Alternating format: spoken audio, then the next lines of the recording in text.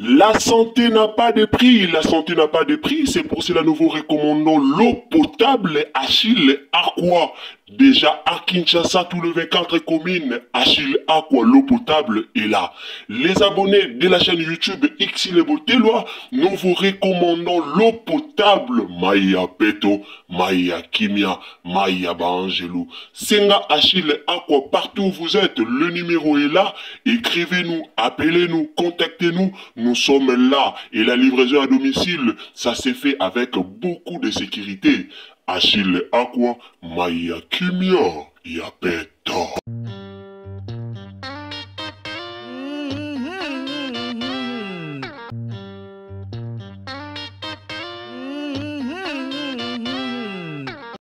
Pasteur Mike Kalambai ava concert na ye ba makambo ebima ebele.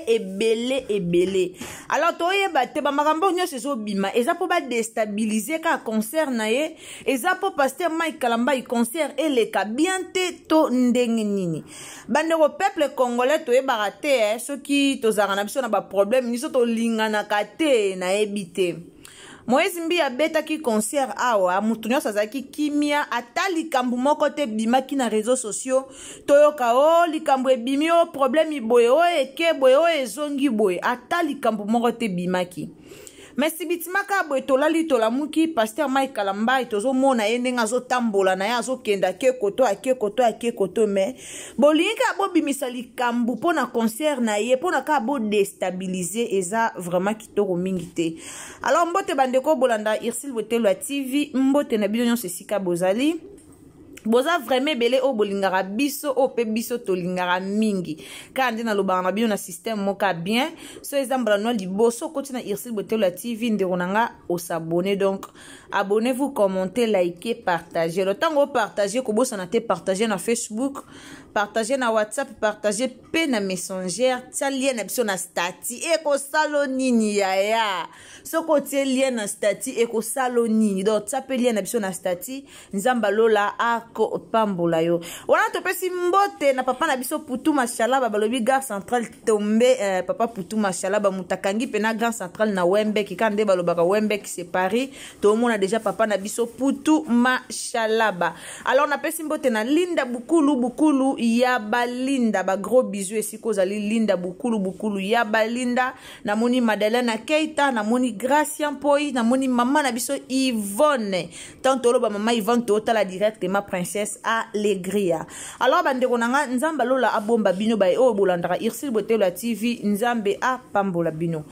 Dossier ngo eza nini o biso lelo to fongoli caméra na biso pona koya kosola na bino likambo ngo eza nini pona Pasteur Mike Kalambai. Et puis si vraiment pas si bandeko nanga to mona Pasteur Mike batu balobi ke Pasteur Mike Kalambai akomo luka lelo ko bongisana batu parce que aubeta concert. Selon ba propos ya batu, selon ba propos o batu bazo bimisi ça que Pasteur Mike Kalambai azalara vraiment na batu te. Donc Pasteur Mike Kalambai azalara kaka na batama jabu garande batu boloba ke Pasteur Mike atambola te azala kaka na kana bango non to mona te ke o akene église a Walesa non to mona te ke o akene église ya Pasteur de la foi non to mona te ka kebu mais to uti ko mona dernièrement Pasteur Mike Kalambai akenda ki epa mama na biso epa papa na biso Walesa to mona ki akizala ki epa Pasteur Walesa to mona ki mwasa Pasteur Walesa pesa ki est $30,000. Ba video zali na kote la bino video wana o Pasteur Mike Kalambai azo yemba azo bina tomoni mama na biso mwasi ya papa Walesa aye ko bamba ye €30,000 dollar te mais euro to ebi ke euro za likolo par rapport ya dollar abamba ki ye €30,000. Alors to mona ki Pasteur Mike Kalambai kolongwa wana ayaki pe ko kende lisusu na église ya Pasteur Jean-Paul Mayata. Wana to monaki ba image leka ki na TV après ko kene na église a Pasteur Jean-Paul Mayata to mona mikolo ngomba nyonso o femme Tamar a sala ba ozalaka toujours na Pasteur Mike Kalambai. Femme Tamar a organisé ba prière na ye na jardin d'Eden en tout cas mikolo yo Pasteur Mike Kalambai azo zanga kate na ba prière wana. Alors batu nyonso ba bandi koloba kaka o Pasteur Mike azo luka kaka façon nini o akotondi c'est la stade. O Moïse Mbi ekuta sala ki angote yendenge nini azo tambo bwe bandeko langa lelo pana yo ebisa bino likambo na yo solo na bino likambo mutu na mutu ana ndenge na ye Moïse Mbie ana ndenge na aseli ki campagne. Pasteur Mike Kalamba ipe ana ndenge ne aseli campagne na ye. Tomona kina ba Maria Tumba ba osala ba campagne ya Pasteur Mike Kalamba itomoni ba osala ba pub pona concert wana ya Stade des Martyrs. Alors mutu na mutu ana façon na ye. Lelo boyo finga Pasteur Mike Kalamba yo azaka na batu te lelo siko amoni importance a batu yaya. Ngana oloba toujours Stade des Martyrs wana o Pasteur Mike obeta ezaka pona ye mu côté eza pona peuple de Dieu nyos eza pona bana nzambe. Soko monike okokende okay. Soko monike okena ote ovandi na yo na place banda ko yo oloba na internet banda ko yo finga tata batu. Asala ba propagande na c'est normal que tambola partout. C'est normal. Ce qui bino bomona ki ka ce qui Pasteur Mike azaki na ba conflit na batu wana alinga kutana na bangote. Ndeko moka komaki ke Pasteur Mike Kalamba ina frère Patrice batika la solo la te lelo Pasteur abengisi frère Patrice na ouverture ya maison explo wana o asalaki frère tomona ki frère Patrice azalaki wana tomoni Enis Mayanga azalaki femme Tamara azalaki da ba mission presque belé bazalaki wana tomona ki papa na biso nani o akufela basi o nani limbisa ngesiko zali nzambe na nani kombo na ye. Nikutu papa biso akufela rabasi Matou Samuel to mona ki pe Matou Samuel frère Matou Samuel bolimbi sesi ko zezaka référence to mona ki pe papa biso Matou Samuel azalaki wana do bato ebele bazalaki wana na ouverture ya maison explo wana maison explo eza place ba oteka ba polo pour na concert mutu yosa moni ka osomba polo osomba cagoule osomba la coste ba oteka ngo kuna pour na concert do eza niveau par niveau sikotanga sala ki ouverture nango basala ki moi réception moko boye ba chantre bayaki bayemba ki tomona ya batu nyonso bayaki wana est-ce que yango nde boko critiquer leye mais comme congolais mesana critique ya lokwa biloko pa ba congolais critique ya lokwa nourriture ba congolais on bomoni ba congolais toujours bazo critiquer ye bozela bomona ndenge koleka sole leki mabe mutu na ndenge na ye mutu na ndenge na ye. Pasteur Moïse Mbie asala ki propagande na bandenge na ye bomona ki pe oeleka ki malgré batambola ki tendenge nde Pasteur Mike Kalamba ya osala ba propagande batambola butu batambola eza ndenge de façon na bango ya Pasteur Moïse Mbie ngana na ba video ya propagande Pasteur Moïse Mbie asala ki na ba video wana bazaki na masina bakenda na masina na suka kuna kaka nde Pasteur Mike otambo na ba mituka ezo beta musique na kati kaka nde pe bango basalaki basalaka bongo tomona ko mwenka ezala fali mutazaka so aza na concert akosala ba propagande wana te au moins ezala fali mais Pasteur Mike Kalamba a osala bongo te poani Moïse Mbie asala ki ngo bongo ya sala ngote pourquoi botika ba comparaison ata soki lelo stade etondi te eza Pasteur Mike eza concert na ye eza concert na yo te eza concert na ngate eza concert na ye biso tozokende ka pona kokumisa nzambe biso tozokende ka pona lokumu nzambe esili so boza posa ko comparer bozela tant concert e ko sile bo comparer po bat balobaki ke na concert a Pasteur Moïse Mbie ezaki ka louange kaka mate ezalaki te bat bakota ki na mozindo mabondeli te alors bozela soki bo comparer par rapport à ça bozeli mais botika koloba botika no mwa mobala bato apema botika e pa pema non mamba penye le sili boli bozo sou mamba concert bolibozo mamba concert après concert ale bobim sa sou histoire a penyel na réseaux sociaux bozongi sango lisusu kitoko te et kitoko te batu bosa c'est normal au moment du concert a dépenser mbongo majabu e dépenser mbongo so na bina tela bino ba vidéo na Stade des Martyrs nde ba sali déjà podium pour concert eza le 27 mais lelo na yebisa bino lelo za so le 16 podium kuna déjà ba sali déjà sili ba sali da podium kitoko ben streama kutu kolobate bino mo boyebi majabu eza na mbongo bata majabu ba na mbongo bino mo boyebi ben streama ekei kuna kolobate donc ebele mais Pasteur Mike Kalamba tomoni atata ke kutana na Fati mais tomona ki na biso Moïse Mbie akenda ki pa Fati pa ke senga permission soki mama Denise oya na concert tote tomona ki siko soki Moïse Mbie akenda ko luka support ti e pa mokonzi ti e pa président ale soki Pasteur Mike Kalamba alobi ke ko luka support kuna po yo lobane su ki atricher boya lo banesu ki alandi or c'est normal ele ki la bongo c'est normal ele ki la bongo c'est normal ezala bongo eloko asikeza te nyonso esi basala ya sikeza te soki Moïse Mbi asalaki Mike Kalamba epa asali mpona banorme ya concert esenga asala ngo esenga kepa président akobomba te il faut alakisa biso ka bavideo ndenge Moïse Mbi alakisaki problème eza kaka po Moïse Mbi abetaki yango liboso Mike aye kobeta na nsima yango nyonso oyo eleka boloba kaka alandi ezalaka bongo mais soki mpe bolandeli bien alandi na ye te alandi na ete eza nango ndo c'est normal lelo na yoka bato bakomo benga pasteur Moïse Mbi o aza fere aolandalanda ka po fali afungola masolo peuple congolais boya mitema mabe boya mitema mabe na pasteur Moïse Mbi na pasteur Mike Kalamba bango nyonso baoselaka nzambe d'ailleurs bango mibale mpe baba célibataire bon mon Mike a divorcé Moïse Mbi a célibataire donc muto lekela muninga azate polémique ou pas botika biso to kokende concert to ke to fêter to sepeli to kumisi nzambe c'est tout to ekozonga yango nde o est important za concert eleka botika ko bamba mutanga ni mabanga koloba o pe mananu o tamboli pe mingi oui c'est normal pasteur Mike Kalamba vraiment atamboli pe mingi mais yemo kwa yebi tanini a opema ezana lole 16 totika na combien de jours yemo kwa yebi tanini o ya kopema ayebi na eza soki 10 jours soki 11 jours etikali alors yemo kwa yebi tanini opema bopembo kasi pasteur Mike azamona mukete ayebi o yazo sala botikela ta a renia ta mukie bomoni ne bandele concert o mamba penyele la tungisi Mike Kalamba fort mamba penyele ye bele na réseaux sociaux netika ezala lisute netika concert ezala lisute pasteur akebeta concert na Paris a boyebi combien nani penyela déranger ki concert à pasteur Mike na Paris combien penyela déranger ki boyebi penyela tindi même batuba ke kokanga côté maliboso wana po ba annuler concert to monaki mais by grace of God quand baloba na grâce à Nzambe concert et salemaki alors attendez ça déjà stade ndeti kutu pasteur Mike Kalamba ikobeta stade ponanga na mona okutu ejem kie po série kutu ya kala okuta zaka no Mike o aza lelo te série azaki no Mike ya kala atondi saka déjà batu na stade dans ba musicien mutatondi saka batu na stade mutaliboso zaka Marie Misambo beta stade que son âme repose en paix ya Marie na biso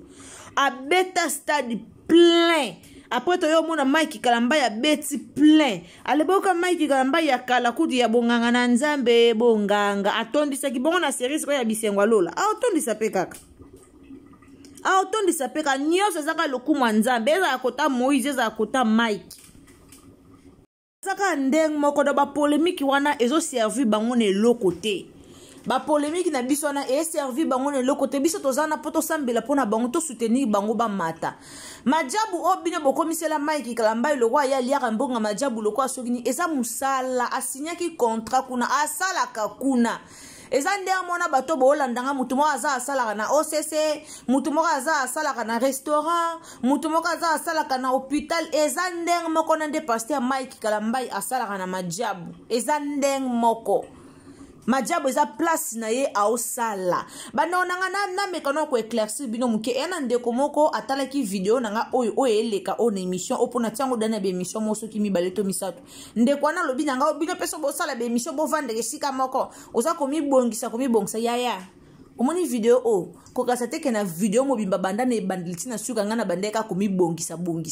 soko mitali bio omona keza video ya mukie to a grand to yesi yango munene na lobango na lingala to esi yango munene po ezwa minute alors bino bolingaka babanda ko expliquera bino nyonso boli ko corriger atalikamba ko corriger mutute mais bozaka wana pona ko corriger ti to yaka liboso na bino to mibonga mara déjà do na bongise longi na tia makeup ou pa na ebike na za kitoko na ndenge na ngana ya liboso na bino lolenge nazali yango bomona kanga na Irsil Boto la TV na yela rabino ba video eza na za naturel na tiela rabino eza na za na beauté na tiela no eza na za suki polele na tiela rabino po to yaka na biso musala to yaka na biso ko lukate ke na zala ka kitoko soki na zala ndenge nini non to yaka na biso musala donc bozaka ko obligé ya mona nga lolenge nazali ngai sisa na yaki kaka kokorge ndeko akomela ngai ndeko Bibiane komona eza mama Bibiane na ye vraiment korépondre kaka na émission vidéo oyo ezalaki ya mokie toyesi yango monene yango moni ke baparti wana ezobandelama bandelama alors eza te ke vidéo mobimba banda tobandeli kosala vidéo tozobongisaka ka nzoto eza bongo te. Alors revenons à notre mouton quand nde tobandeli koloba likambo pasteur Mike Kalambai nga lingana nga batu ba finga batu te pesa mwa passe na motema ngo bomona baki na yela bino ka likambo oyo totika pasteur asala musala na ye totika ye pa beta concert na ye na kimia Moïse Mbiyo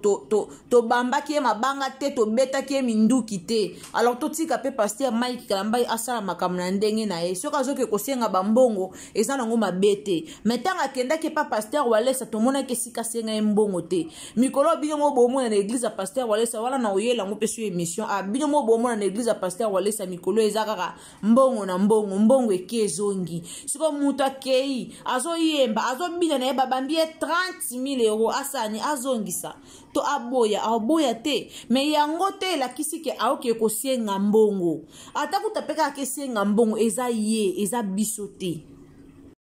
Donc eza ye eza ngai te eza pe yo te bambongo wana kesenga eza ya ye osoki humiliation eza ya ye ka ndenge bozoloba na eza ya ye eza ya biso te. Alors bandeko nanga tozala focaliser na mamna biso ya le 27 concert eza déjà le 27 ya mois oyo osombi na polo te kende kosomba polo obima kitoko ka ndenge ezalaka kende kosomba la coste kende kosomba trailing eza na ba ensemble la trailing kuna ba oteka eza nango pe na prix moko ya se batie na prix moko abordable pona batu nyonso. Alors tozala wana biso nyonso tokumisa nzambe eza pona lokumu ya nzambe eza pona lokumu ya pasteur Mike Kalambai te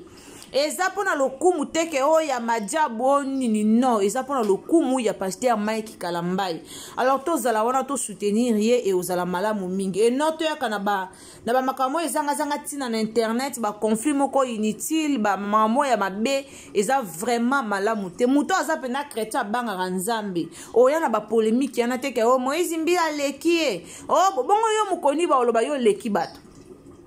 yozo ya kana ba discussion Moïse Mbiya leki Mike Kalambai ebo yo mukoloni ba oloba ke yo leki bato yo pe leka bato bato pe baloba pe nene époque na oke yo po leki bato ezaka te yo ya ka okumisaka bato eza kitoko te na bango mo esika baza basekaka biso ya moko basekaka lokwa sila na Belvinde basekaka biso na nde faire gola na fali basekaka biso ezaka ndenge mona bango pe nde basekaka biso. Alors bandeko nanga tozala wana to soutenir pasteur Mike Kalambai concert na ye ekende liboso donc to pemisa ye na minute openye la pemi biso pe to pemisa ye poto yebi biso nyonso ke na minute openye la pemi tangu penye la koye la pasteur Mike